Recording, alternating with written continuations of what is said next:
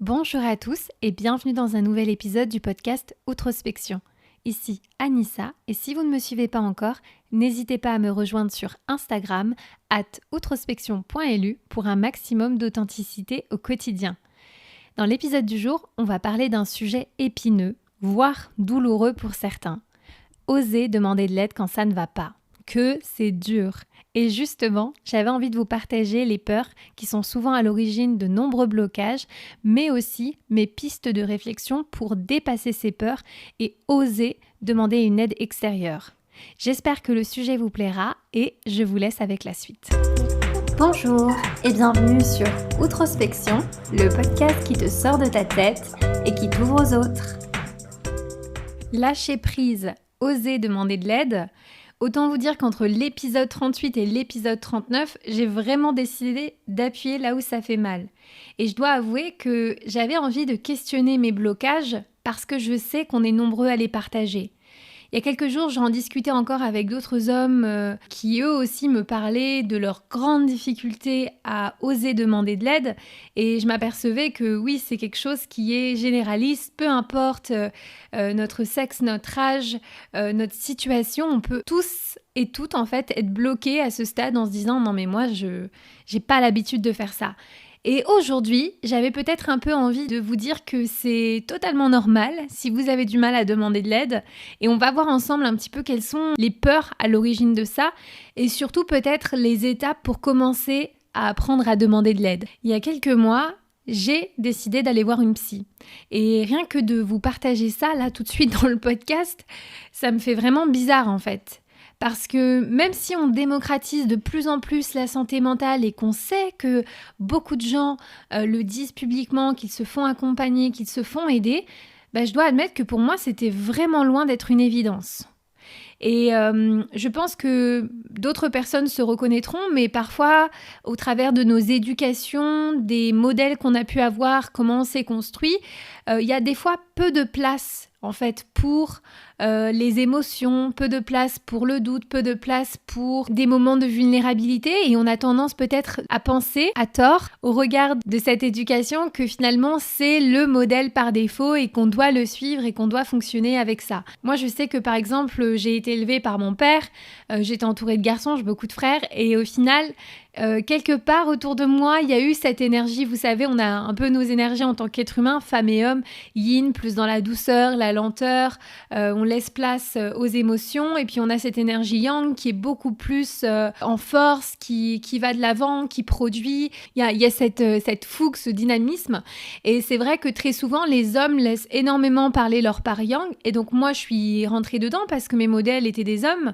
et beaucoup moins ma part yin, donc cette douceur et en réalité je pense que cette part yang elle est une force motrice, elle nous aide au quotidien, mais si on l'équilibre pas, on a tendance finalement à toujours voir les choses sous un certain prisme, à se dire ok c'est ça finalement l'énergie qu'il faut pour déplacer des montagnes, pour aller de l'avant et si on est dans cette énergie-là, on n'a pas vraiment besoin de demander de l'aide, au contraire c'est un truc de faible quoi. Il n'y a rien de plus gratifiant que de réussir à construire un projet, à mener ses objectifs par soi-même. Et c'est pour ça, je le dis, qu'il y a des gens qui très souvent disent « mais moi, je me suis fait tout seul, je me suis faite toute seule ».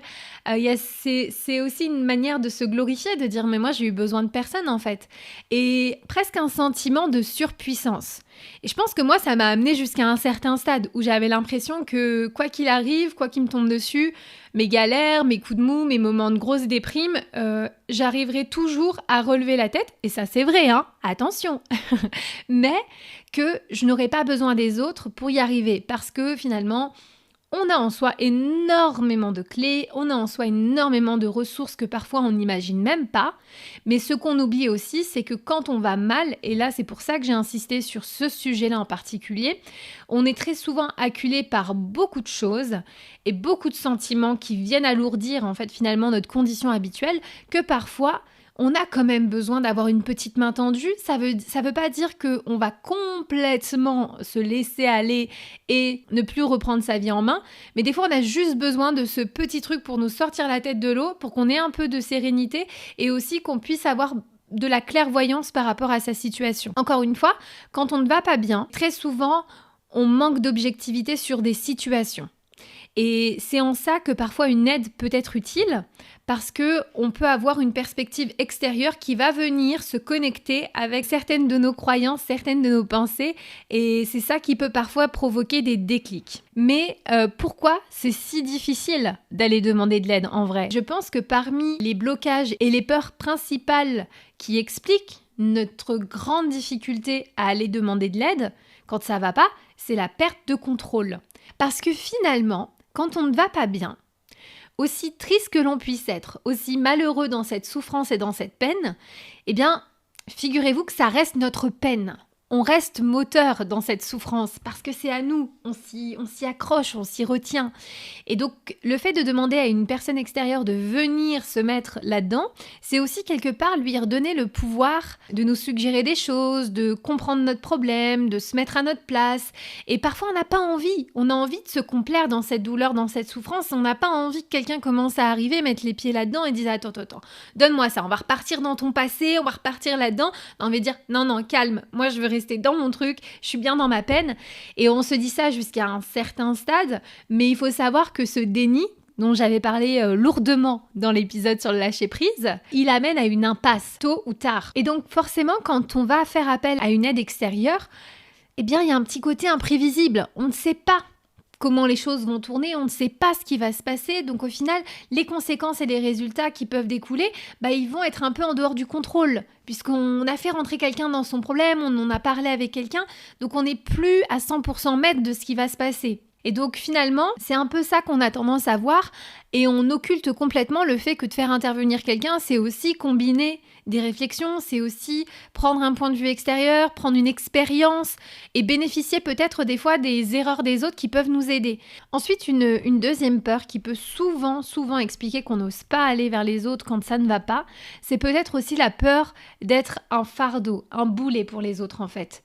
C'est évident qu'il y a beaucoup de peurs qui sont liées à notre ego, mais parfois c'est difficile aussi de demander de l'aide car on ne veut pas représenter un poids pour les autres. On estime en fait qu'ils ont des responsabilités, ils mènent leur vie, eux aussi ils ont leurs galères, etc. Et en fait on se dit mince, c'est pas le moment de les embêter, j'ai pas envie d'en parler. Et donc parfois il y a aussi cette idée de protéger un peu les autres de soi et de pas vouloir emmener tout le monde dans sa spirale, dans son tourbillon personnel. Une troisième peur aussi qui peut arriver et subvenir, c'est la peur d'être rejeté. Ça paraît bête, mais franchement quand on va pas bien, eh bien on se dit voilà, moi j'ai peur de dire ce qui va pas, j'ai peur de me confier parce que j'ai peur que finalement, ce que je m'apprête à confier à quelqu'un ne lui plaise pas, ou bien que cela puisse finalement changer la perception de cette personne à mon égard et que malheureusement, en lui parlant de mes problèmes, en lui parlant de mon mal-être, que je puisse la repousser malgré moi en fait. Et enfin aussi une autre peur qui revient très régulièrement et qui nous empêche de demander de l'aide, c'est finalement la peur d'être redevable. Refuser en fait l'aide des autres, c'est souvent provoqué par la crainte d'être redevable et qu'il faille en fait obligatoirement rendre l'appareil. Alors oui, bien sûr, la réciprocité et le soutien sont essentiels dans une relation, qu'elle soit privée ou professionnelle. Quelqu'un est là pour vous, vous donne un coup de main, c'est sûr que vous avez très souvent envie d'offrir un soutien, d'offrir une aide à un moment donné, juste simplement pour lui renvoyer l'ascenseur parce que vous sentez que c'est la bonne chose à faire. Cela dit, une amitié ou une relation ne doit pas être pendue à cette dette qu'on doit à la personne parce qu'elle a été là pour nous. Mais je pense qu'il y a des tas de petits actes au quotidien qui ne doivent pas être dans cette dépendance forcément de « tu donnes, je donne ». Des fois, il faut savoir aussi donner sans recevoir. Et parfois, on ne reçoit pas des personnes à qui on a donné. Parfois, on reçoit d'autres personnes à qui on n'a rien donné. Et c'est ça la magie, je trouve, dans le fait de se dire que, ok, on va peut-être être aidé par une personne, on ne va pas être capable de l'aider, elle, en retour, mais à un moment donné dans notre vie, la configuration fera qu'on sera capable d'aider quelqu'un d'autre. En soi, c'est comme ça que cet univers se rééquilibre. Donc, il ne faut pas être obsédé par est-ce que je vais pouvoir être capable de rendre ou alors au contraire, non, je ne vais pas être capable de rendre, donc je ne veux pas demander parce que je ne veux rien devoir à cette personne. Du coup, j'en viens à comment on ose demander de l'aide ou en tout cas par où on commence. Pour ça, je pense qu'il n'y a pas de formule miracle. Il y a des personnes, comme je disais auparavant, qui peut-être vont mettre énormément de temps à pouvoir admettre qu'elles ont besoin d'aide. Et moi, je ne l'ai pas reconnu tout de suite parce que je me suis tellement habituée à m'aider moi-même jusqu'au bout. Vous connaissez, hein, aide-toi et le ciel t'aidera. Moi, je suis à fond là-dedans. Donc, personnellement, j'ai pas considéré que j'avais besoin d'aide jusqu'à atteindre un point de non-retour. Mais c'est sûr que la toute première étape, on passe quand même par la prise de conscience. Ok, j'ai un problème, ça ne va pas, j'ai essayé des choses et j'ai l'impression que je ne vois pas d'amélioration, je ne vois pas de mieux. Ou alors j'en ai vu, mais maintenant j'ai l'impression qu'il n'y a rien d'autre et je ne sais pas par où commencer, je ne sais pas où prendre le problème en fait. Et je pense qu'une fois qu'on a pris conscience que oui, j'ai un problème, oui, ça ne va pas, et oui, c'est un état qui se prolonge, c'est un bon début. Ensuite, pour moi, on va dire deuxième étape, c'est qu'il faut aussi déconstruire et au besoin réorganiser son système de croyances. Parce que comme je vous l'ai dit tout à l'heure, très souvent, l'idée qu'on n'ose pas demander de l'aide, elle est très souvent liée à notre éducation, à nos croyances qui sont bien ancrées depuis la plus tendre enfance et aux choses qu'on a vécues et la manière dont on s'est construit. Et donc par conséquent, il faut revenir très loin des fois dans notre programme informatique pour comprendre, ok, est-ce que c'est parce que moi j'ai été éduquée de cette manière-là? Est-ce que dans ma famille, on avait tendance à justement pas montrer ses émotions? C'est des choses qu'il faut vraiment aller chercher au fond de soi. C'est pour ça que je vous parle souvent d'introspection, de prendre le temps, de prendre du temps pour soi, avec soi, pour apprendre à se connaître et comprendre un peu comment on est configuré. Parfois, notre programme, qui est composé d'un certain nombre de croyances, arrive un petit peu à ses limites. Donc, c'est pour cette raison qu'il faut être conscient que j'ai grandi dans un certain cadre, avec un certain nombre de règles, avec un certain nombre de valeurs. Et si aujourd'hui j'ai besoin de changer, que j'ai besoin de revoir ces croyances-là, ce n'est pas pour autant que je vais cracher sur toute mon éducation ou que je vais remettre en question les bienfaits des choses que j'ai apprises.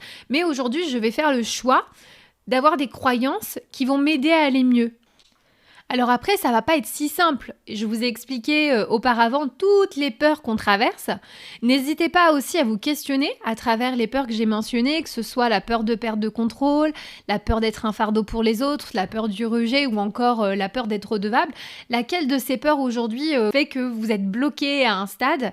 Parce qu'il faut savoir que beaucoup de nos peurs sont irrationnelles en fait. Elles sont une projection de notre esprit sur un futur potentiel qui, à l'heure actuelle, n'existe pas, de situations et de scénarios qui n'existent pas et qui finalement nous empêchent d'agir dans le présent.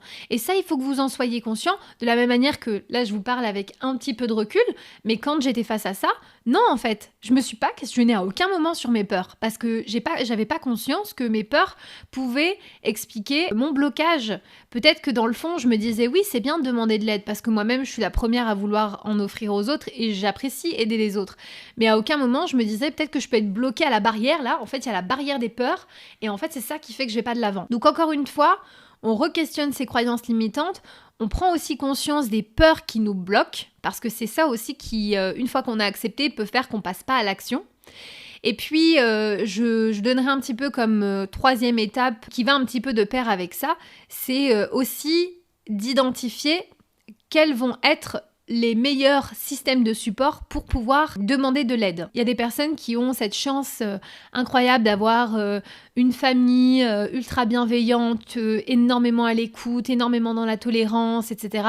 Et il y a des gens qui se construisent avec des schémas familiaux qui sont complètement dysfonctionnels, chaotiques. Il y a des personnes qui sont beaucoup entourées, qui ont beaucoup d'amis, qui se sentent très seules. Il y en a aussi qui ont très peu et qui ont les bonnes personnes autour d'elles.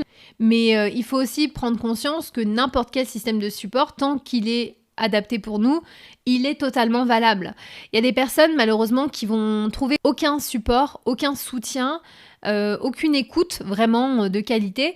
Et pour ces personnes-là, je pense que parfois c'est aussi important d'aller voir peut-être ailleurs et de se faire aider peut-être par un spécialiste. Et un autre point aussi que j'aimerais aborder par rapport au système de support, le système de soutien, comme j'essaye de le nommer, c'est aussi de savoir quand on va demander de l'aide, ou même si c'est difficile pour nous, c'est de savoir quel genre d'aide on a besoin.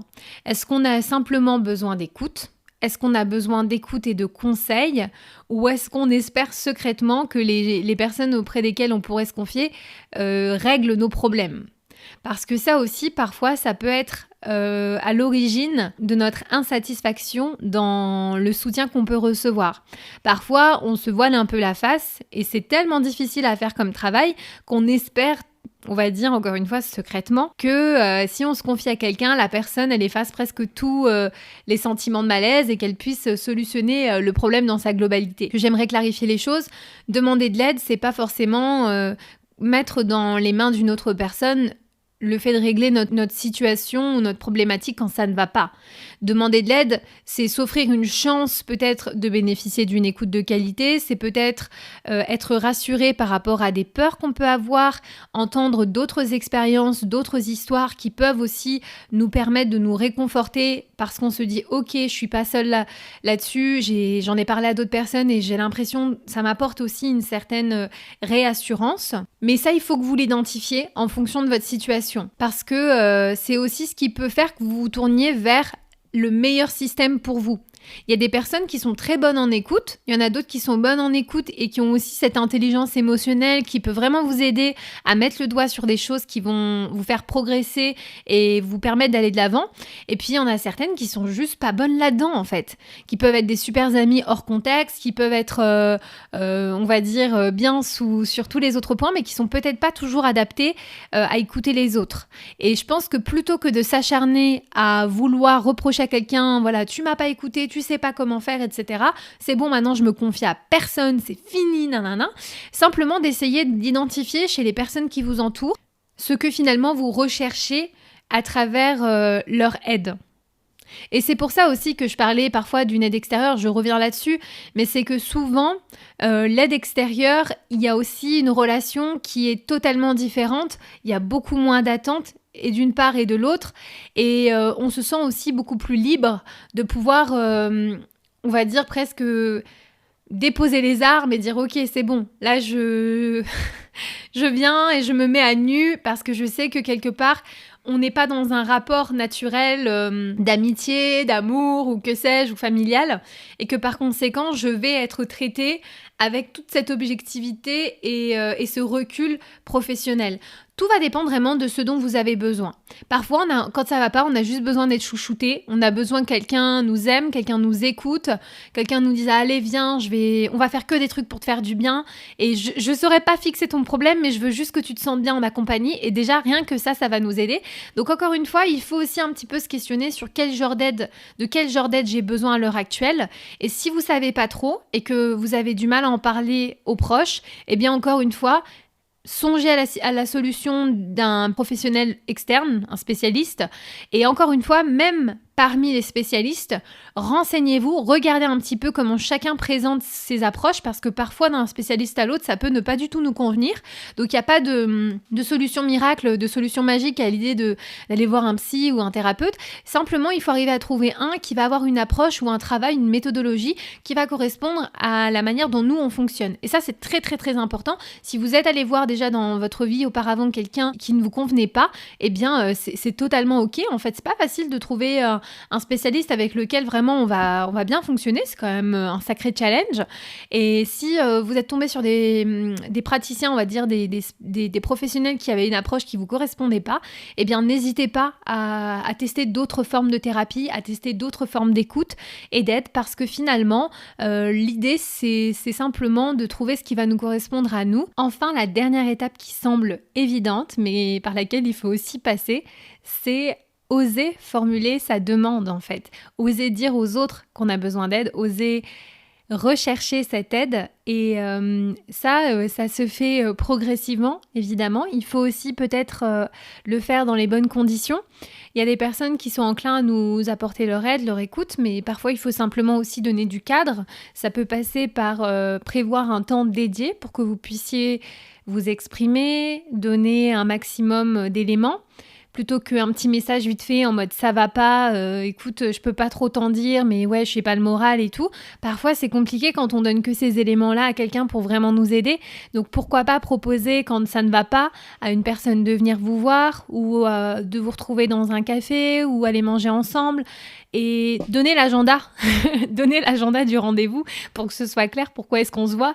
Parce que comme je dis souvent, les gens, si vous ne leur donnez pas un petit peu des éléments, ou si vous leur dites pas que vous avez besoin d'aide ou que vous avez envie d'être écouté, peut-être eux, ils viennent aussi à la tête pleine de leurs problèmes, la tête pleine de leurs préoccupations personnelles, et parfois, ils pourront pas vous offrir ce que vous attendez. Donc, il faut aussi être capable de formuler clairement le besoin. C'est pour ça, encore une fois, qu'avec quelqu'un d'extérieur, comme un professionnel de santé, c'est un petit peu plus simple parce que le cadre est clair. Mais quand on a besoin de l'aide d'un proche, d'un ami ou bien d'un collègue, il faut quand même être capable d'expliquer un petit peu en amont pour que la personne aussi puisse se préparer et puisse être disponible psychologiquement, mais aussi en termes de temps. Donc, si on met en place déjà ces choses-là, qu'on est capable d'identifier la personne et qu'ensuite on lui donne un peu un cadre, en tout cas qu'on l'informe en fait de la motivation, je pense qu'on se donne un maximum de chances de recevoir l'aide qui va pouvoir nous aider. Donc voilà, je pense avoir fait le tour de l'épisode.